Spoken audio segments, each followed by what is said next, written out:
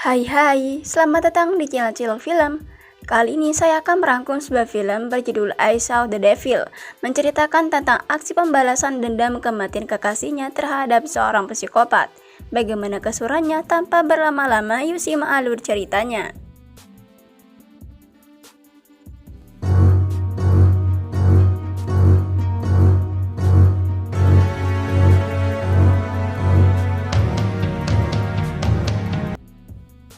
Pada suatu malam, terlihat seorang sopir bus secara kebetulan melihat mobil yang mogok di suatu tempat. Di dalam mobil sendiri ada seorang wanita cantik yang sedang nelpon kekasihnya, yaitu Kim So Yoon, seorang agen Badan Intelijen Nasional yang sebenarnya rada-rada cemas mengetahui kekasihnya dan malam-malam di luar.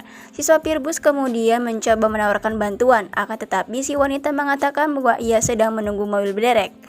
Meski begitu, si sopir pun tetap menawarkan bantuan tanpa alasannya jelas. Hingga saat si wanita benar-benar menolaknya, tiba-tiba saja si sopir memukul kaca mobil wanita dan memukul si wanita dengan palu hingga pingsan.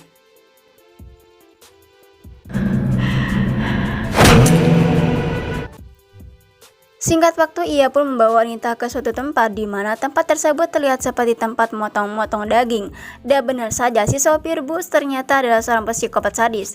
Terbukti dengan caranya mencincang si wanita hingga tewas saat psikopat sedang membersihkan tempat tersebut. Terlihat cincin pertunangan si wanita nyangkut di selokan. Keesokan harinya, seorang anak kecil menemukan kantong kresek yang ketika diperiksa isinya ternyata terdapat kuping manusia. Ia pun segera memberitahu orang tuanya dan singkat cerita, petugas kepolisian setempat melakukan pencarian hingga akhirnya mereka menemukan kepala si wanita tunangan Kim yang dimutilasi oleh psikopat. Kim shock mengetahui tunangannya telah mati mengenaskan. Singkat waktu esok harinya, Kim menemui ayah si wanita. Sang ayah mertua mengatakan betapa menyesalnya ia tidak bisa melindungi putrinya sendiri dan hanya bisa memberikan kepedihan pada Kim. Lalu setelah selesai pemakaman, Kim terus saja termenung dan mengingat-ingat perkataan sang ayah mertua bahwa jika ia menemukan si pelaku, ia akan memberikan ribuan kali lipat rasa sakit padanya. Singkat cerita, Kim meminta izin cuti pada atasannya mengingat hal yang sedang dialami oleh Kim. Sang atasannya sebenarnya memberikan cuti selama 1 bulan penuh agar Kim bisa menenangkan kembali suasana hatinya. Akan tetapi Kim mengatakan kalau 2 minggu saja sudah cukup. Kim kemudian meminta sebuah alat pelacak pada temannya dan dia pun mulai mencari 4 orang yang diduga terkait pada kasus serupa. Singkat waktu, Kim menemukan penjahat cabul yang sedang nonton Japan dan ia menghajarnya habis-habisan.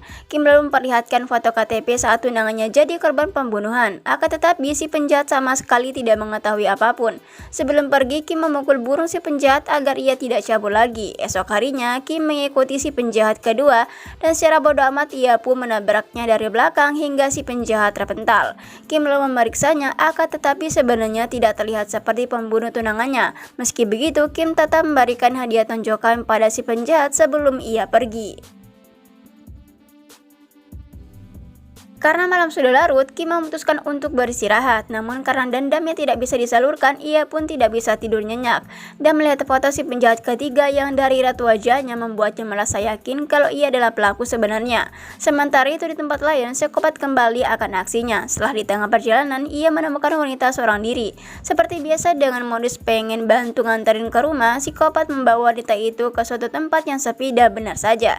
Ia secara tak segan memukul-mukul kepala si wanita hingga pingsan. Dan singkat waktu seperti biasa ia membawa korban ke rumahnya untuk dimutilasi. Setelahnya psikopat malah enak bedakan seakan tak ada sesuatu pun yang terjadi. Esok harinya Kim menanyakan keberadaan psikopat pada orang tuanya, akan tetapi mereka tidak mengetahui apapun karena psikopat sudah lama meninggalkan mereka dan seorang anaknya. Kim lalu menanyakan di mana keberadaan psikopat pada anaknya. Mendengar menyebutkan nama ayahnya, si anak malah merasa kesal. Singkat waktu, Kim menuju ke sebuah rumah yang diduga adalah rumah psikopat. Untuk memastikan, Kim menggeledah seluruh rumah tersebut hingga saat dia menuju tempat psikopat. Benar saja, Kim akhirnya mendapatkan bukti nyata di mana ia menemukan cincin kekasihnya. Hal tersebut tentu membuatnya merasa sadis sekaligus marah yang semakin menggebu-gebu. Di sisi lain, psikopat tengah kembali menjalankan aksi bengisnya. Ia membawa beberapa orang siswi untuk mengantar mereka pulang. Setelah mengatur rencana, akhirnya hanya tersisa satu siswi dalam mobil tersebut. Psikopat sengaja tidak membangunkannya hingga saat malam tiba. Psikopat menyekap siswi tersebut di sebuah kebun cabai. Sebelum membunuhnya, psikopat memaksa dan memperkosa si wanita. Saat sedang enak kencret, mereka didatangi oleh seorang dan ya, itu adalah Kim yang sudah mengikuti psikopat sejauh ini. Psikopat mengira kalau Kim hanyalah seorang polisi biasa. Ia tidak mengetahui kalau sebenarnya Kim adalah seorang agen terlatih. Psikopat pun mencoba membunuh Kim dan tentunya Kim dengan mudah menghajarnya. Setelah berhasil mengalahkan psikopat, Kim sebenarnya bisa saja membunuhnya saat itu juga. Akan tetapi hal itu tersebut terlalu isikoid bagi psikopat. Ia pun mengurungkan niatnya. Kim lalu memasukkan sebuah alat pelacak pada mulutnya agar ia bisa mengetahui gerak-geri psikopat. Sebelum pergi, Kim melukai tangan psikopat dengan cara menginjaknya. Saat psikopat terbangun, ia mendapati sejumlah uang yang sengaja diberikan oleh Kim untuk mengobati lukanya, agar setelah psikopat sembuh, Kim bisa melukainya kembali. Kim sangat konsisten ingin memberikan ribuan kali lipat rasa sakit pada psikopat. Singkat waktu, psikopat pergi ke rumah sakit untuk mengobati lukanya. Setelah selesai berobat, psikopat merasa tertarik pada seorang perawat cantik yang bekerja di sana. Si perawat merasa ngeri melihatnya dan ia menyuruh psikopat untuk segera membayar obatnya dan segera pergi dari sana. Saat memasuki ruang obat-obatan, si perawat dikejutkan oleh psikopat yang ternyata sudah menunggunya di sana. Karena semalam gagal mempas, psikopat memaksa sang perawat untuk membuka bajunya. Kim yang sudah menanamkan alat pelacak pada psikopat menguping percakapan dan menyadari kalau psikopat sedang melakukan pelecehan terhadap seorang wanita. Psikopat kemudian memaksa perawat untuk memakai mic karaoke-nya dan tak berselang lama Kim datang lalu kembali menghajar psikopat habis-habisan. Kim mengatakan pada psikopat bahwa ini hanya sebuah permulaan karena yang akan terjadi selanjutnya bisa lebih mengerikan. Ia kemudian menyayat kaki bagian belakang atau biasa disebut tendon Achilles atau jaringan penghubung tulang dan otot. Singkat waktu, Kim kembali melepaskan psikopat di suatu tempat dengan keadaan kakinya yang telah diobati. Malam harinya, psikopat mengunjungi rumah temannya untuk numpang istirahat, yang mana ternyata dua orang temannya psikopat merupakan orang yang sama-sama psikopat. Dari pembicaranya, ternyata sebelum menjadi psikopat, mereka sebenarnya bercita-cita jadi teroris untuk menakuti dan mengancam orang-orang. Setelah makan makanan berprotein daging manusia, psikopat gendut pun menyuruhnya untuk beristirahat, sementara ia akan menyiapkan makanan buat esok harinya. Di luar rumah, Kim yang sudah mengikutinya ke sana berencana menyelip masuk. Si gendut kemudian membawa seorang wanita yang sengaja ia kurung untuk kebutuhan makanan mereka. Saat psikopat kanibal mencoba menjincang si wanita, Kim pun datang dan langsung menghajarnya tanpa ampun. Bahkan ia mencoba memutilasi tangan si kanibal, akan tetapi psikopat lain datang dengan membawa senjata api. Kim berusaha menghindar dari keluar dari rumah, lalu ia masuk kembali melalui lantai atas.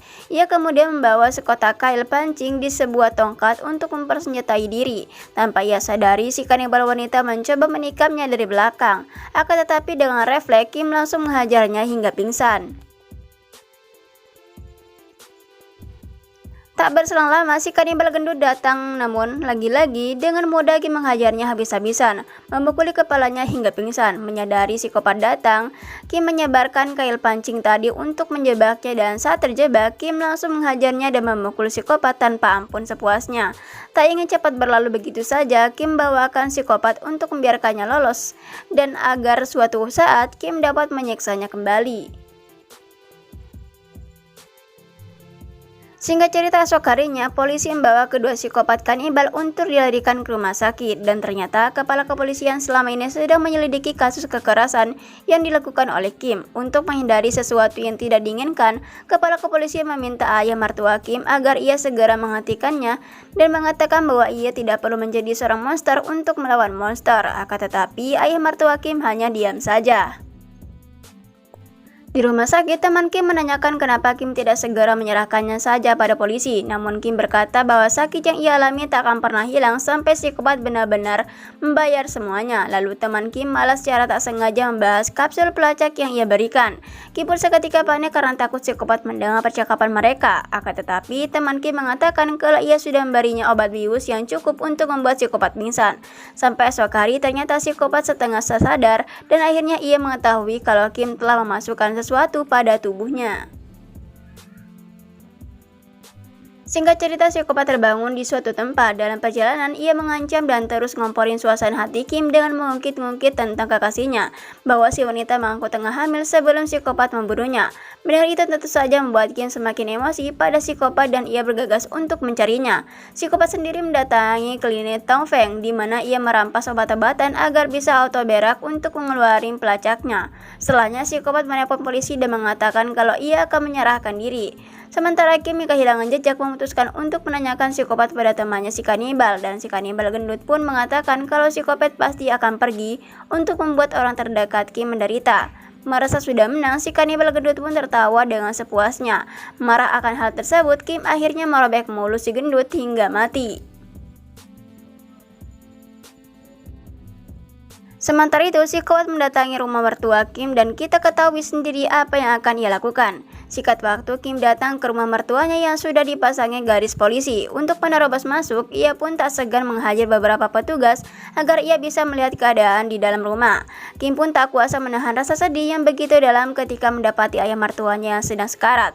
Setelah ia meninggal, tentu saja gejolak amarah dalam diri Kim semakin menjadi-jadi setelah kehilangan semua orang yang ia sayangi.